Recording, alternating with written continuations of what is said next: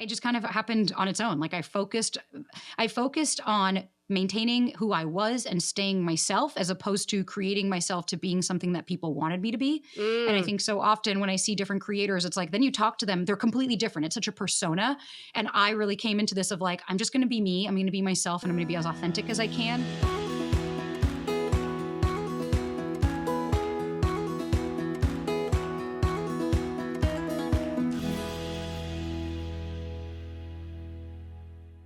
I am so excited for our next guest. I'm so excited for this conversation. All her content is amazing and great and so helpful.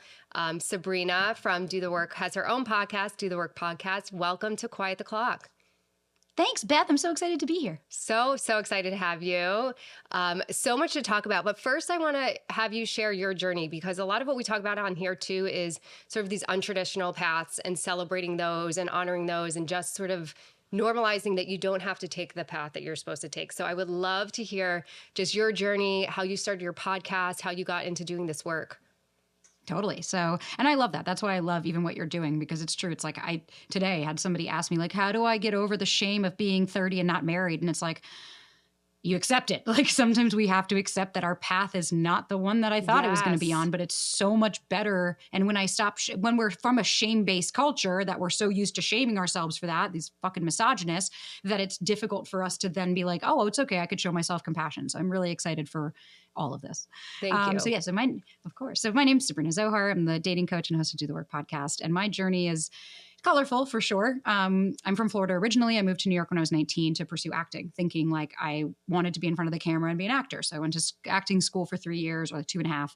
And one day I was having a talk with my dad and it was just very obvious that like, this is not what I wanted to do. And it was not taking off.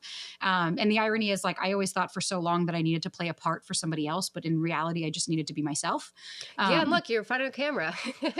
Yeah, exactly. And it's like, that's why I'm so grateful to have had that experience, is because I'm like, oh, cool. Now improv's no big deal. I know how to be on camera. Yes. I know how to be in the moment.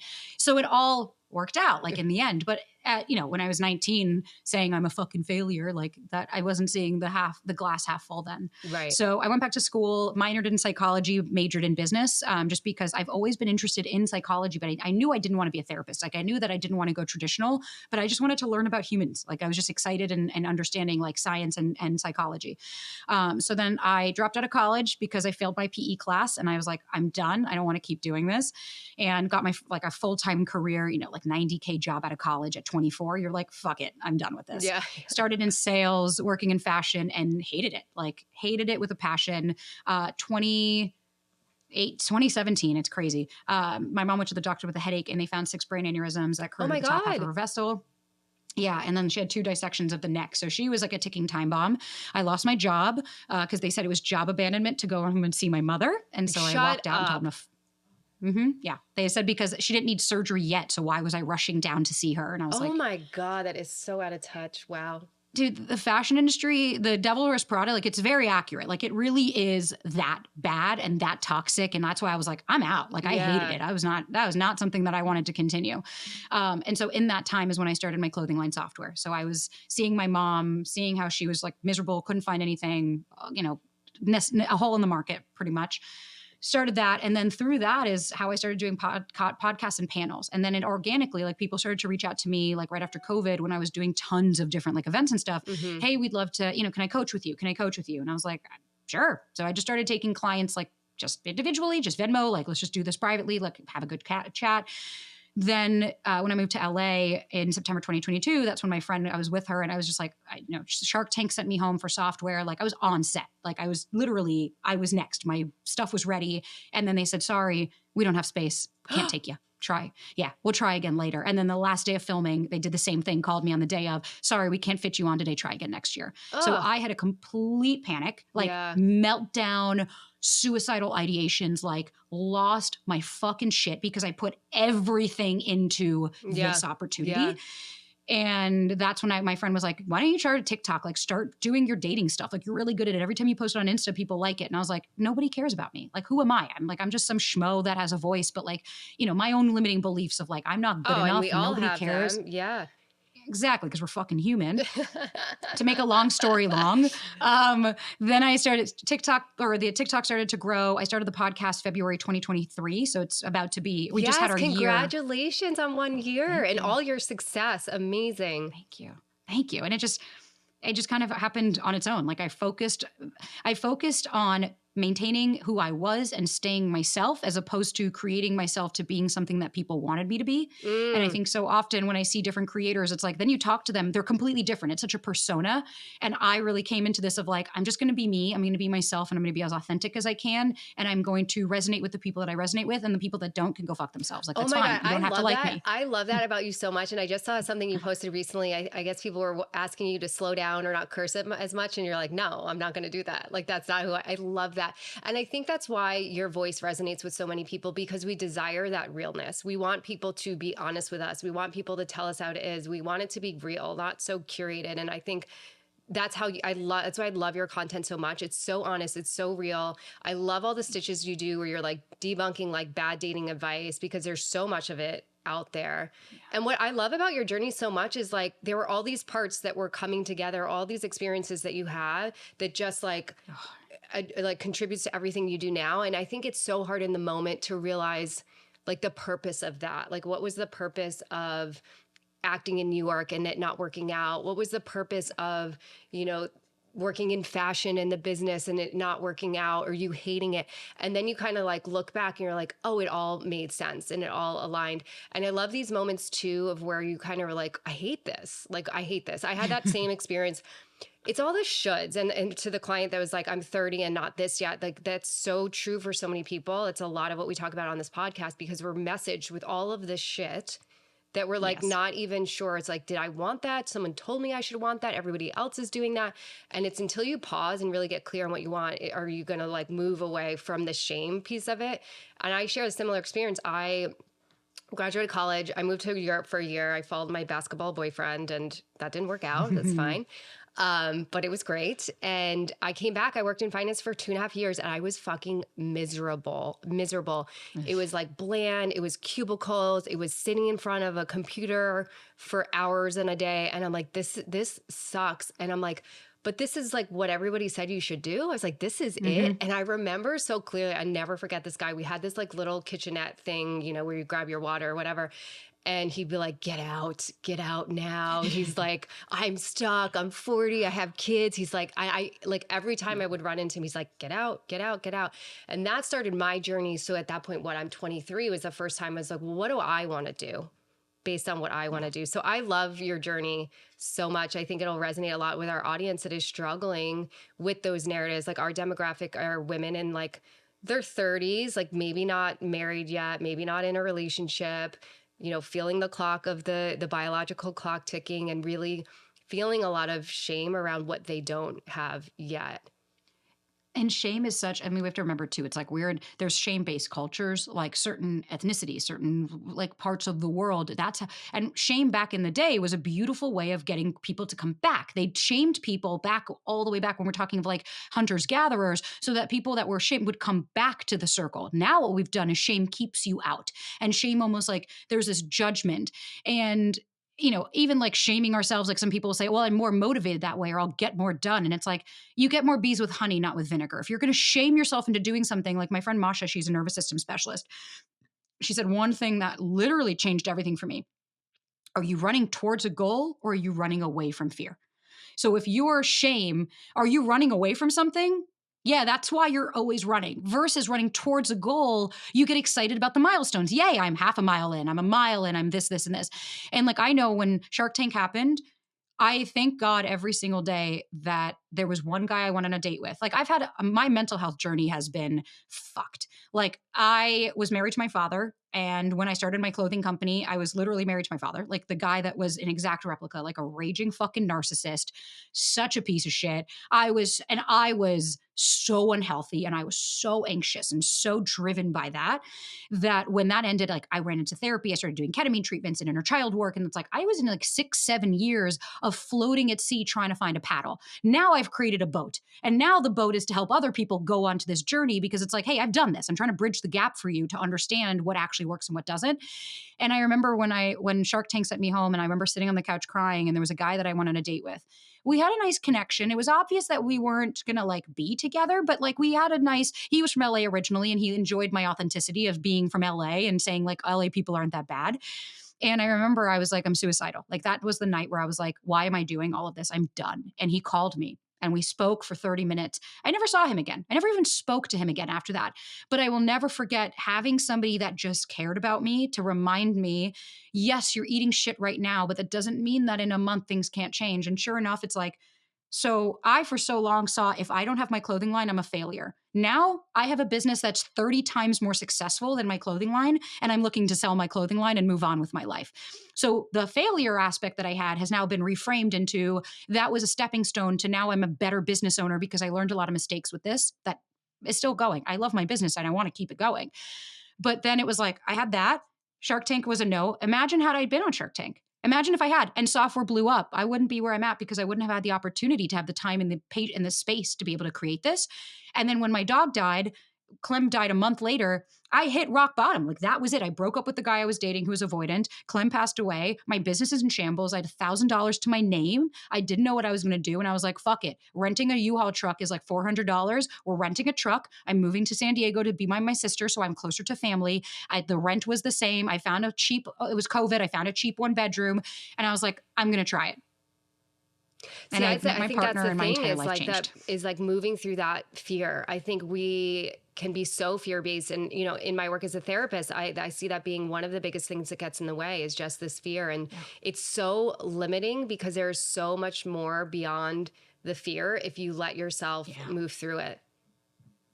And I think too, it's like, I understand, like I had somebody DM me, I was going to read it and I'm like, what's the point? It was just so disrespectful. And it was just discrediting my experience saying, well, not all of us have money that we can just move. And you're so disconnected from people. You don't even know reality. Some of us have families that we can. And it's like, so you're in victim mode. You're just in everything is happening to me, not for me. Everything is, woe is me. Well, I can't do that. It's like, okay, I had $1,000 to my name when I moved. I wasn't fucking rich. I didn't have anything, but I knew if I stayed in the same shit I was doing, what was going to change? If I don't make a change, nothing changes. So instead of us using this as excuses and saying, oh, well, I have all of this and I can't move. It's like, you can still make changes in your life. That doesn't necessarily mean you have to move to a new city. Yeah, let's talk about the victim mode because I think that shows up a lot, especially in dating, especially I think, you know, I don't think I let myself sit in that too long, but when I was single and I didn't meet my partner until 34, you know, I'll be honest, there were some moments where I'm like, I'm never going to meet anybody and nobody wants me. And, you know, that certainly came up and I know it didn't serve me, but it was real in what I was feeling in that moment. And it definitely didn't serve me. And I didn't meet my partner until I was like, I'm good. Like life is good at 34. I'm like, you know, I found what I love doing. I'm pursuing this career. I have this great little 1-bedroom condo that's just mine. I was really settled in and in acceptance. I wasn't in judgment. I wasn't in shame, but it definitely showed up for me before I arrived at that moment. And literally a month later, I met Rob. Same. Because I always think it's not about, I hate the saying it'll happen when you least expect it. It's like, no. That's not accurate. It'll happen when you surrender to the outcome, when you actually allow, and when you stop trying to control the situation and you actually allow naturalness to happen. Like when I met my partner, tech guy, his name is Ryan. I'm allowed to say it now, but like tech guy's more fun. Isn't that but funny when you first meet somebody, like they have names. So Rob was cruise guy because this is like a very silly, funny story. But before Rob, I always, and this was like also part of meeting him was understanding my attachment style. And I want to talk about that with you here, of course, and who I would choose. And I always chose these like very outside of the box people, like a chef on a yacht in Spain, because that was going to work out, or like an athlete or whoever. And so Rob and I are on like our second date. I love to travel. I'm very adventurous. And we had spoken about on our previous date, like solo travel, because I'm a big believer in that. I think everybody should have one experience where they just pick up and go somewhere themselves. And so on our next date, he's like, yeah, I thought, and he hadn't done that. So he's like, I thought about what I would do. I thought about this concept of solo travel. He's like, and I was like, I think I would do a cruise. And I was just like, Oh God. fucking Oh, cruise guy? I was like, oh no. So he was cruise guy. And I go back to all my friends. It's like, he would go on a cruise. And to this day, 8 years later, it's still a joke of ours. He's like, anytime someone says they're going on a cruise, he just shoots me this look. But yeah, it's so funny Yeah, how we like because name them these things. well, and the same with like when Ryan happened, it was because like I went on the date with him, and I remember like when we matched on Hinge, just looking at my mom because like when Clem died, like Wait, I'm my so sorry. world got Is your rocked. mom okay? Is your mom okay? Mom's like, Oh, she, good. I mean, Okay. listen, she has her health issues, but like she's here, Oh, you know, good. and Okay, good. grateful for that. Yeah, thank God. But like when I was the same, like I was dating, especially in New York and LA. Are you fucking kidding me? Like it was just shit, just cesspool. And but I was always the same. I was like, you don't understand me and you don't get me. And I'm so ready for a relationship. And it's like, no, I wasn't. I thought I was because I so badly Same. wanted someone to come save me. But I wasn't being vulnerable. I wasn't being open. I wasn't trying to connect. I was attaching to people.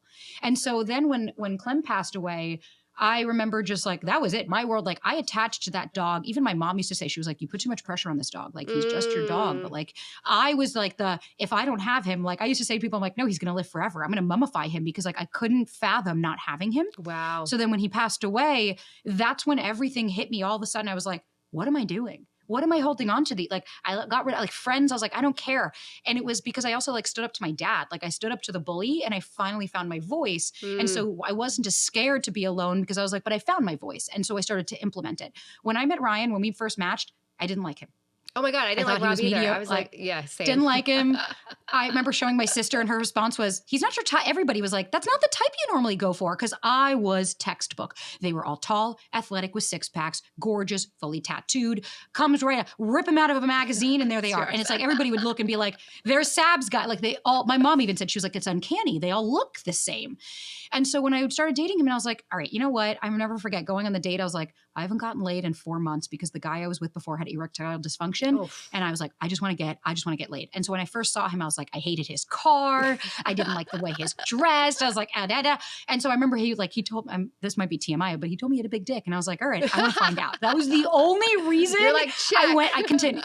Yeah, I was like, all right, let's see. I was like, all you guys like to say that. And he was like, no, he was right. And so then when we hooked up and we went to dinner after, I remember just looking at him and I was like, huh. Like this guy is not the type of guy I normally go for. He's not like the banter wasn't there and it wasn't that witty, charming. He was just like more reserved, a little bit more avoidant, a little bit more shut down.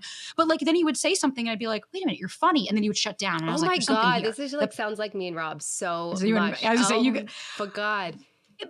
But like, this is what I love about like, and I remember when I came home, and just that's where tech guy came from. I did a video the next day and I was like, I don't know, I had this date with this tech guy last night and I was like, I don't know if I'll ever see him again. And I was like, but we had a good time. Like I would hang out with him if he texted me. And like he did. He texted me the next day. I'm still smiling from last night. I'd love to see you again. And in my head, I'm like, you fucked this guy on the first date. You met him on Hinge. Same. You're never going to see him again.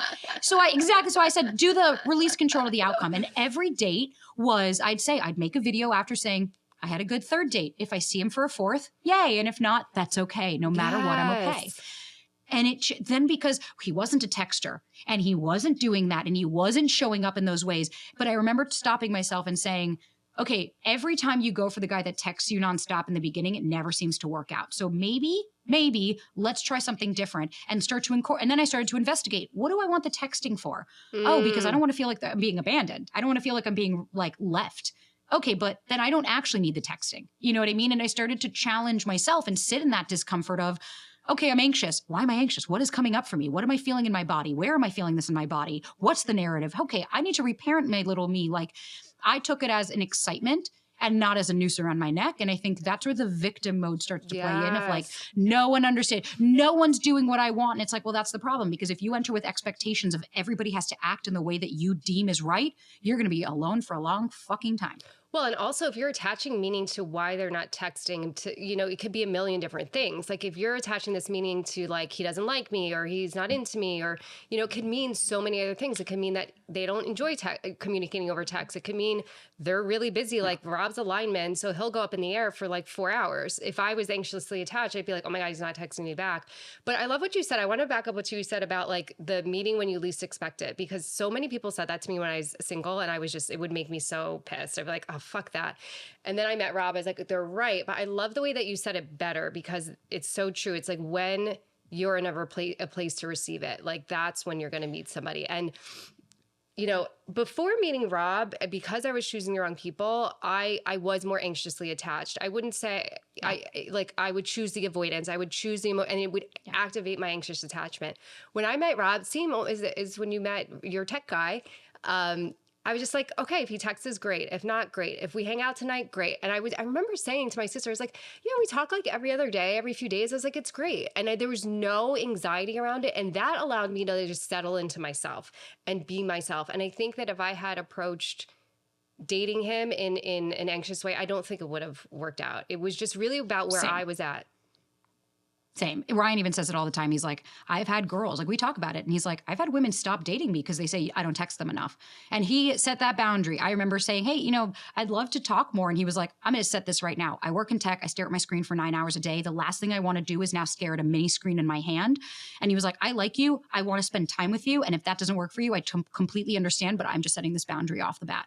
And I remember just being like, damn, that was hot. Like I found that sexy. And I was like, you're right. I don't need this. And I was like, and keyword, I was like, wait, but he wants to spend time with me. And I was like, oh, okay, great. Then and we do phone calls instead. There was a fucking video on TikTok or on Instagram that went viral that I wanted to literally rip my goddamn tongue out. And it's this guy, just some schmo. We don't know who the fuck he is. He's not a coach. He's not a therapist. He's not anything. And he's like, if a guy doesn't text you for a day, it's because he doesn't care about you. He doesn't care if you're dead or alive. What? You could be on the side of the street dying. He doesn't even check in with you to see how you're doing. It's because he doesn't care about you. Oh my God. And of course, it went viral, millions and millions of plays. And you should see the comments. Yeah, that's right. If a guy doesn't text me every day. And it's like, now let me ask you a question. How many of you are in fulfilling, healthy, happy, and successful relationships? Probably none of them. Right. And I get that. Well, my partner and I text every single day nonstop before we started dating. And it's like, again, what's the depth of your relationship? Yeah. Is your relationship secure? Are you cool if I can go all day without talking to my partner because I'm not anxiously attached in this? I'm secure in my relationship. I'm anxious, don't get me wrong, but not in this regard. Yeah. So then tell me, okay, you text your partner all the time. What happens when you don't hear from them for an hour? Stress, anxiety, your body's, yes. Exactly. Yeah. No, I love that. Excuse or explanation. Yeah.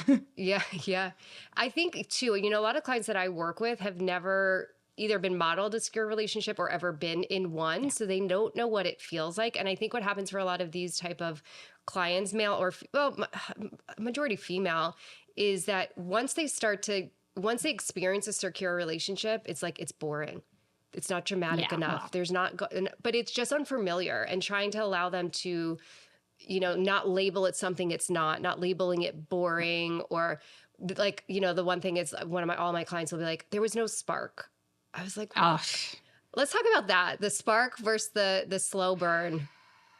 The spark is just, it as well as I do. It's your nervous system saying, hey, every time I have felt the spark, they were narcissist or super avoidant. Because this is so weird. Yeah. Let's be honest. If somebody is super charming, like, do we not think, I think a lot of people need to remember, some people are really good at dating. Some people have it down. I will never forget the guy I dated before tech guy. When I said, I was like, you used to text me every day and all this. And he looked at me dead in the eyes and goes, what? Do you not think I know what women want? And I was like, wow. And he literally looked, he goes, this is not my first rodeo. He's like, I've been dating for a long time. I know what to do. And it's like, right. And it wasn't like this was a breakup conversation. So we were, dicks were on the table. Like we were at this point, there was nothing that nobody wasn't going to say. And I was like, I even looked at him and I was like, I appreciate the honesty. And he said, he was like, I think you're amazing. He was like, I can't keep up with where you're at. Like he was super avoidant. He was like, and he would always say, I had no childhood traumas. His father was an alcoholic. His mother was never there. And I was like, it's fine. You're not in a place where you can face that stuff. Right. That's not my job to force you to do that. No. But the spark, I find every single day, the spark doesn't mean that you're going to be compatible with somebody. The spark means that maybe you'll have some good sex. And even not even, I'll never forget this guy I dated. When I say the spark was insane, like when he would touch me, my body would literally go insane, like crazy. And I'll never forget, this was a guy I dated right after I told my dad off. So at this point, I was less scared about losing people because it's like, I stood up to the big bad wolf, the person I was scared of losing who started all this. Yeah. Who the fuck are you? And even to this day, my friends, like you changed the way you dated after him. And he was wildly emotionally unavailable, like wildly. And at first he was all over me. And I remember I was like, I'm not going to sleep with him because I'm going to play this right. All I did was waste 2 months of my fucking life. And I remember we were like, even when I texted him being like, hey, I don't really feel connected to you. Like, you're coming back to visit. You're coming to stay with me. He lived in Miami. I lived in LA. And I was like, you're literally coming here in like 2 days and I haven't spoken to you in like a week. And I was like, what are we doing here? And I get a voice note like, baby girl, relax. Like gaslighting me. Like, wow, you're so dramatic. Like I'm with my, and it was just like, and I'll never forget sitting there and I was like, no, I didn't respond to him for 2 days. Like I needed to process. We had a big talking to where I was like, don't you fucking dare pull that shit with me. He comes. The minute we see each other, spark was gone. It was done. We end up hooking up. We finally have sex. Sex was terrible. Like terrible. Even kissing me, touching me. The next day, he ends up sleeping at a hotel the next night, saying that he just needed some space. Mind you, I hadn't seen him all day, like nothing. And when he showed up at my house that next morning saying, I just needed a minute. I had a suitcase ready and I said, get the fuck out of my house. Yeah. And I was like, I don't do. I said, this bullshit. And he's standing there and he's like, you know, I'm emotionally unavailable. And I was like, yeah, that sounds like a you problem. Get the fuck off my porch. Yeah, I don't need to deal with it. We didn't speak for 10 months. I had a low moment. I reached out to him saying, I miss you. We had such a spark. Can we talk? Then we had plans for dinner. Sure enough, right before, he texts me saying, sorry, running a bit busy, might be able to make it. If not, I could see you maybe. And I remember I like dropped my phone and I was like, oh my God, Sabrina, he's the same person. Yeah. And I'll text him. I remember texting him saying, I'm good, thanks. Never spoke again. Met my partner a month later. Oh my gosh. Yeah, because when I finally realized the spark was just me getting enamored by the idea of him, hoping that he was going to choose me because he was wealthy and handsome and dressed well. He wasn't compassionate. He wasn't empathetic. He wasn't selfless. He wasn't growth-minded. He wasn't. None of those, things. None of those things. You don't know somebody on one motherfucking date if they're all those things, or is it just your nervous system getting really excited about the highs and lows that are about to happen? Yeah. And I think that's what gets in the way for a lot of women, at least I'll speak for the women that I work with, is that this idealization of somebody. Like you're not looking at who is exactly in front of you. What are they bringing? What are they offering? You're just sort of making them into this person that you want them to be. And you overlook all these amazing, incredible people. And, just trying to do the work to help, just trying to do the work to help women like just expand their lens. I think we can get so focused on what we think that we want and it looks this way and, we miss like so many people. And I think even for myself, before I got more mindful on my attachment style, I got more mindful on who I was picking. It's so interesting, very different to you. Everyone that I dated or picked, they all looked so different. Like aesthetically, they all looked so different. And if I hadn't stopped, I'd be like, I don't have a type. Like, and then when I started to look at like their patterns or their emotional availability, I'm like, oh my God, okay, they all look different, but they're all the fucking same. And I never would have picked Rob before having understood more about myself and my patterns. And I also had someone similar to you. Like I thought I was so open. I thought I was so open to be in a relationship. And I remember someone saying to me, as someone I was like talking to and hanging out with before I met Rob, but he said to me, he's like, Beth, you think you're so open and you think you're ready for a relationship. He's like, you're not. And that I remember that so clearly. I remember where I was standing. I remember what I was wearing, all these things, because it hit me like a ton of bricks because I thought I was open and I was vulnerable and I was ready. And I'd be curious to hear for you, like with the women people that you work with, like, do they think they are and then they start working with you and then they realize I'm not open. I'm like probably missing all these incredible men and my eyes aren't open. I'm not open to different types of people.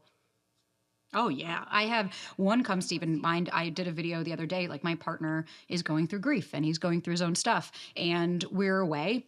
And he was just being short with me, like just snippy and short. And like, I remember I said something and it was like, that like condescending, or I'd say something and it would just be like, wow, it's not that hard. And I just remember looking at him being like, I'm not an idiot. Like, you don't need to speak down to me. You know what I mean? Like, wow, you just have to do this. Like just that tone where you're like, where's this bite coming from? And so a few days went by and I was being very patient with him. And then it got to a point where it just wasn't stopping. And I had to stop him. And I said, I love you. So let me just say that this is coming from a place of love. And I was like, I understand you're going through grief right now. I understand you're going through a lot. I was like, but that's not an excuse for you to treat me like the way you've been treating. And I was like, I have been very patient and I've been very kind. I said, but it's not appropriate to speak down to me. And I gave him examples. I was like, when you said this, it really hurt me. When you said this, I said, even just now, you made a comment. I said, I'm not an idiot and I'm not an incel. You can speak to me with respect. If you need space, just talk to me. It's okay. Go take some space. I said, but you don't need to be passive aggressive with me or short with me just because you don't know how to communicate that with me. And he just broke down crying. And we had an hour talk and we were there and we got closer and we ended up like being able to enjoy our trip. And I posted a video about that. And I get a comment, I don't need to communicate to my partner that they need to learn to communicate with me. How exhausting, way too much work. And so I sat there and I was like, that's the fucking issue. So all of a sudden it should just be, everyone just read your mind, right? Oh, so you're so ready for a relationship because you're perfect. You don't do anything wrong. You don't annoy other people. You don't bother other people. You don't trigger other people. It's just everything to you because only your needs matter, right? Well, then that's the first step of, that's why you're single. Yeah. Because if you don't understand how you need to show up for a partner as well, that it's going to take vulnerability and communication, then that's why all of a sudden you keep dating these guys that don't want a relationship, but yet you keep dating them, hoping that they're going to choose you, hoping that they're going to what? Change what happened when you were a child and reenact some shit so that you can heal that stuff through someone else so that they can come and save you from that. But when you actually start to realize, like when I actually started to realize with my partner what it took to be in a relationship, clear, direct communication, vulnerability, open dialogue, constantly talking. Hey, I don't appreciate this. Hey, I didn't like that. I'm not teaching you how to be. I'm setting boundaries and then allowing you to adjust and show up in the way that makes sense. Yeah, I think those shifts are so hard. I mean, no, and so important, but I think we can get stuck in that if we don't do the work because I think I learned a lot. Rob and I have been together over 8 years. I've learned so much through our relationship about like our brains are wired differently. We think differently. Like most men are not anticipating your needs, you know, and we set these like ridiculous expectations for them to be mind readers and get pissed when they don't do the thing. And so, you know, what I'll say and what I've learned in my relationship, like if you're going to communicate the thing and they're willing to hear it and then willing to try to do it, that's gold. That's pretty good. That's pretty good. That is gold. Exactly. It's like not the guy that's like, oh, but he took me on this trip. It's like people can use money to woo you people. But my thing is, you want to know, like for me, what's a healthy and secure relationship? Conflict resolution. How do you fight? How do you have conflict? And how do you resolve it? My partner and I, to this day, I've never cursed at him. I've cursed in an argument. Of course, when you're saying this is so fucking annoying, dude, like what the fuck? That's very different than you're a fucking asshole, you stupid bitch. Like very different experiences. We've never raised our voice. We've never screamed. I've never cursed at him. We've had conversations that we've almost broken up because they're such tough conversations that we're like, hey, are we not aligning here? Like, we need to talk about this. We talk about it and we move on. That is how you build intimacy, security, and a real relationship. Not because this jackass is texting you every day, good morning, and taking you out for drinks, but refuses to even call you his girlfriend. Sorry, that's not intimacy. I am so insanely proud of how many conflicts that Rob and I have navigated together. Like, I think that is one of the things I appreciate so much about our relationship because we're both, you know, strong-headed, independent, opinionated people, and we care about what we care about, but we also care about trying to understand each other. And we've worked really, really hard to do that. So I love conflict. I love resolution. I love the repair piece. I think it's so integral and important to a relationship. And I'm really proud of how we do that and how hard we work to do that and we're not be avoidant of it. So I agree with you. I think those things are so important, and identifying those things are important. It's not the trips or the, you know, flashy things or who this guy is on paper. It's like, are they gonna, you know, work through conflict with you? Are they going to communicate? Are they going to try to, if you express your needs, are they going to try to meet them? I think those are all the things that we need to be highlighting. Like, you know, when I work with clients, we start to get really clear on what they want. Yeah. Right. And some of the things they think that they want are not really what they want and need, and getting that really, really clear. I want to speak specifically to a lot of the women that we are speaking to here on this podcast, because you speak a lot to anxious attachment. And I think there is another level of anxiety and pressure that comes with being a certain age and not having met your partner and really wanting motherhood and knowing that there's a biological clock there. And, you know, I think even for me, I wouldn't say I'm an overly anxious person, but the timeline made me anxious. The timeline made me stressed. And I think it's hard to not fall into that if you're a 30, something woman and you're not there yet. And I'd be curious to hear like how you see that show up in your work. What do you suggest to women that are in that space of like, they haven't met the person yet? There's probably more work for themselves to do on themselves to be successful there, but also they're up against this timeline, which I hate that, but that's what we're trying to debunk here. But I'm curious like how you see that show up in your work and how you work with women like that. Totally. I mean, listen, I'm 33. I'll be 34 in May. So like as much as I don't want to be like, no, it's like, but that's biology. I can't change what's happened. Like none of us can change the fact that like eggs are going to dry up and then that's it. Like, that's it. my first thing when anybody talks to me, I'm like, okay, first question I want you to ask yourself, what's in your control here? What's in your control here? So you so badly want to be married and have children. That's not in your control.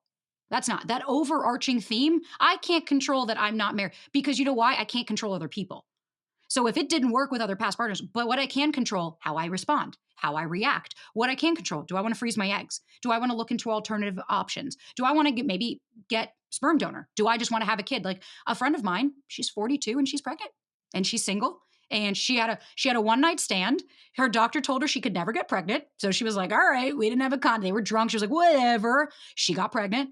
Of course, even the doctors were like, we didn't see this coming. The guy doesn't want to be part of it because he's like 15 years younger than her. And that's fine.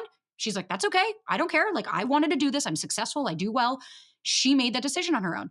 And it's like, for that, I was like, I don't blame you. Like, you wanted a child that you can control because she was about to go and literally do a sperm donor. Like, that was her next move. So she was like, perfect. I don't have to deal with it. At least I know. A very different way. Exactly. And just what she keeps saying. She's like, you know what? It worked out.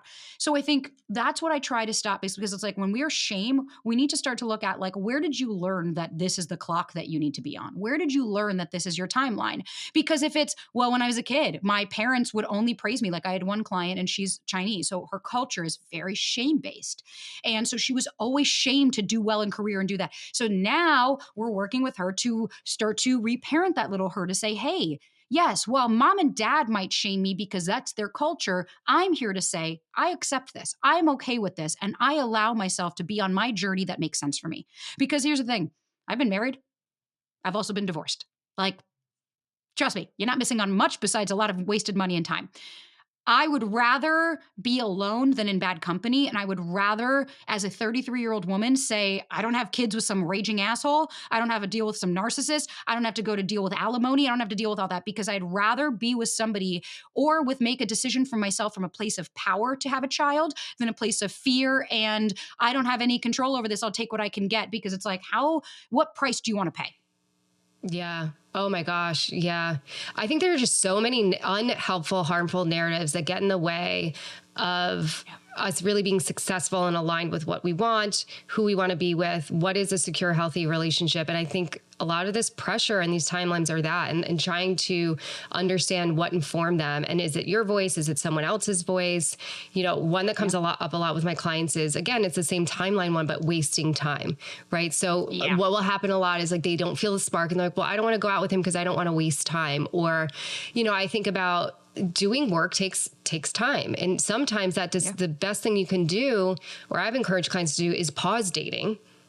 But they feel the pressure of the time. It's like, I'm this age. I don't want to waste time. But you going out on all these like ridiculous dates with guys, it's not going to go anywhere. I'd rather see you take 3 months and work on yourself than go on 3 months of like wasteful dates.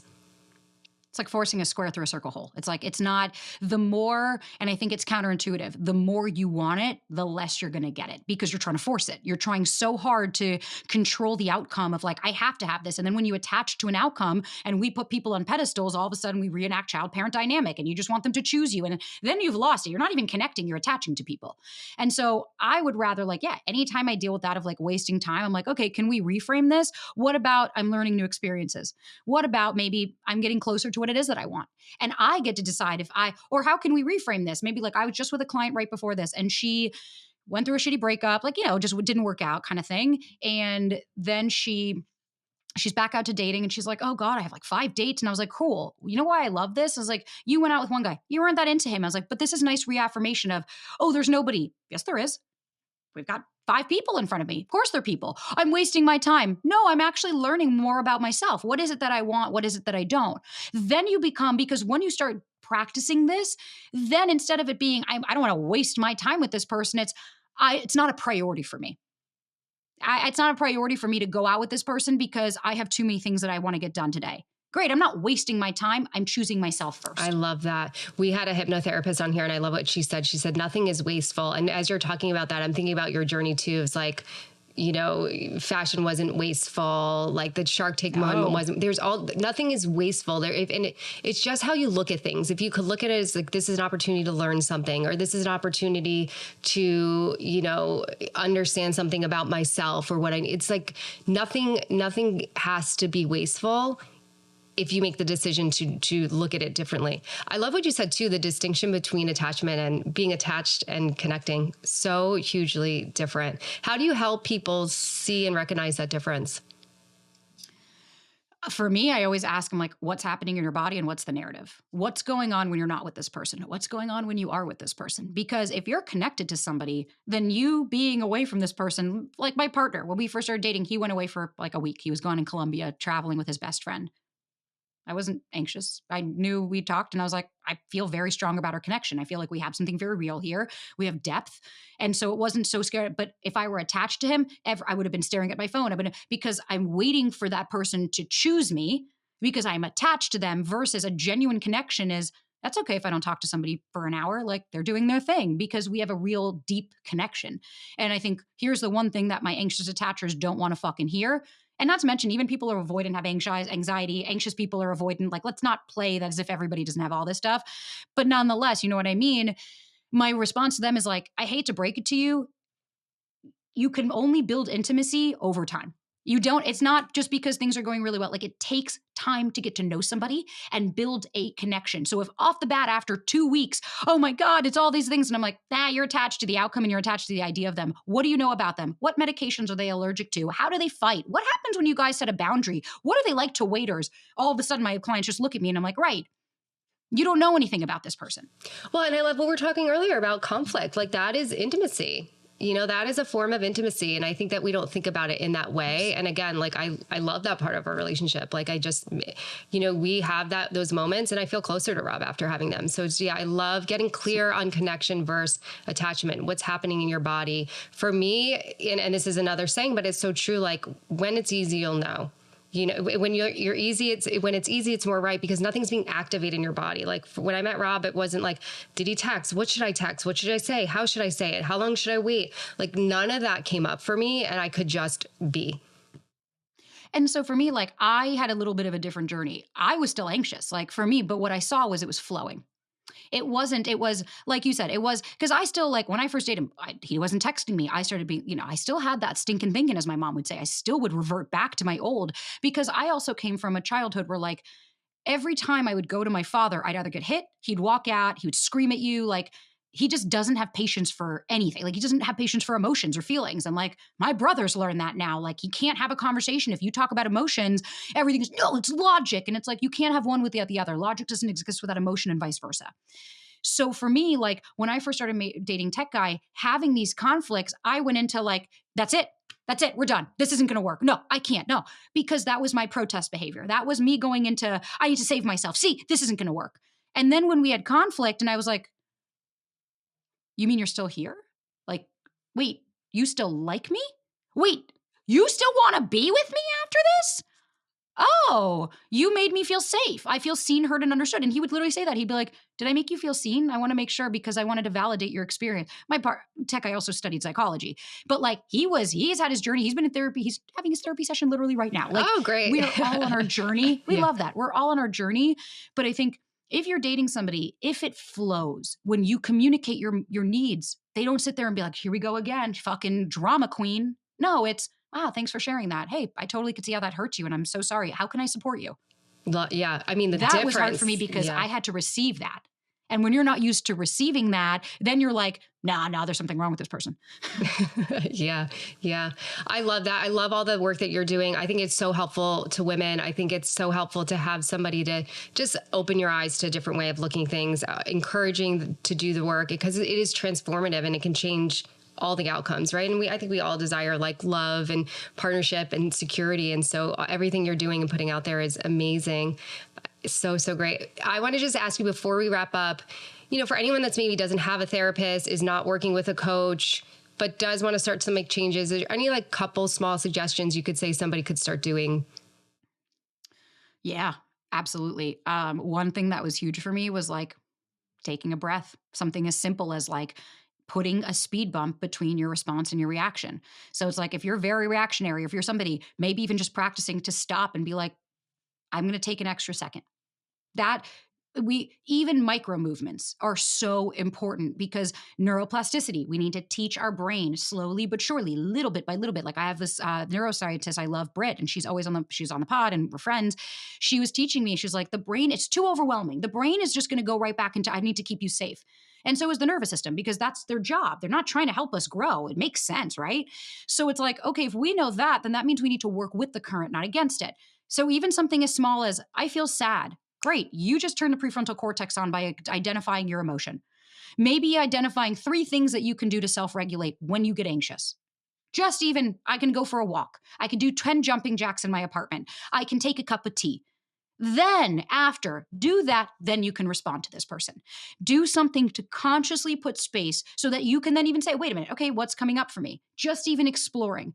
Those are all, I think, even little things that you could start to do so that your nervous system's not like, this bitch is not safe. No, it's saying, oh, I'm okay, she's got me. Yeah. And I love that suggestion because you can do that anywhere, anytime, any place. Like you could always pause, breathe, check in with yourself, see what's coming up in your body. What are the narratives? What are the thoughts? And just try to shift and reframe. I love that. That's a tool anybody can use. Totally. Yeah. Well, thank you so much for being here. I appreciate everything you're doing, all the work that you're putting out there. Sabrina, Do the Work podcast. I'm sure everybody's listening, but if you're not, go check her out. It's amazing and great. Thank you so much for being here. Talk soon. I appreciate it. Thank you for having me. If you like the episodes that you're hearing and you want to hear more, please subscribe to our channel and stay tuned for more incredible stories and tools. When I froze my eggs at 37, I felt alone, I felt unsure, I felt confused and uncertain. And when you're considering such a big decision, feeling those ways do not feel good. So we have created a step-by-step guide to egg freezing so no one else has to feel that way. If you are considering egg freezing, if you're curious about what the process looks like or what you should be thinking about, then this guide is for you. We were really thoughtful in how we put it together. I think it's a great guide. I think it's really comprehensive and covers a lot of the things to be thinking about, to be considering, and maybe some things you didn't even realize you should be thinking about or considering. The goal is to not have anyone feel alone in this journey. So if you're thinking about this decision, sign up through our website, quiettheclock.com, and make sure to follow us on Instagram and TikTok at quiettheclockpod. This is a very big decision, so I don't want anyone to feel alone in it. So if you're thinking about it, grab this guide, and you can also DM me with any questions. I'm here to support you through this decision and this journey.